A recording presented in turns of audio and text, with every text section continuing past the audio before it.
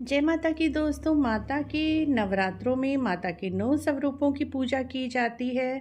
9 दिन माता के 9 स्वरूपों को किन किन चीज़ों का भोग लगाएं जिससे हमारे जीवन के सारे कष्ट दूर होकर मनोकामना पूरी हो। तो सबसे पहले माता के पहले नवरात्रि पर माँ शैलपुत्री जी के स्वरूप की पूजा की जाती है। माँ शैलपुत्री जी को नवरात्रों में देसी घी का भोग पहले नवरात्रि पर अर्पित करना चाहिए। तो माता को शैलपुत्री माता को देसी घी का हम भोग अर्पित करेंगे। देसी घी का भोग लगाने से रोगों से मुक्ति मिलती है। दूसरा नवरात्रा माँ ब्रह्मचारिणी जी का। ब्रह्मचारिणी जी को पताशे का भोग आप लगाएं। पताशे का भोग लगाने से दीर्घायु मिलती है, उन्नति तरक्की मिलती है। तीसरा नवरात्रा माँ चंद्रघंटा जी का। माँ चंद्रघंटा जी को दूध का भोग, कच्चे दूध का भोग लगाना चाहिए। इस तरह से कच्चे दूध का भोग लगाने से कहा जाता है धन की कभी कमी नहीं होती। इसी तरह से चौथे नवरात्रे पर माता के कुष्मांडा रूप की पूजा की जाती है। माँ कुष्मांडा को मालपुए का भोग लगाने से सुख समृद्धि मिलती है, घर में उन्नति तरक्की मिलती है। पांचवा नवरात्रा माँ स्कंद माता का। माँ स्कंद माता को केले का भोग अर्पित करना चाहिए। केले का भोग अर्पित करने से संतान की प्राप्ति होती है, बुद्धि मिलती है, विद्या मिलती है और संतान सुख प्राप्त होता है।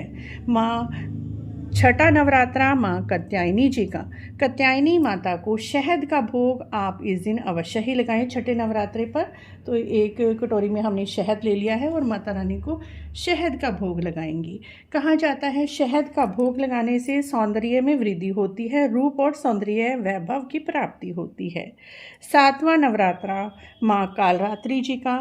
माँ कालरात्रि जी को गुड़ का भोग लगाने से जीवन के हर दुख कष्ट दूर हो जाते हैं।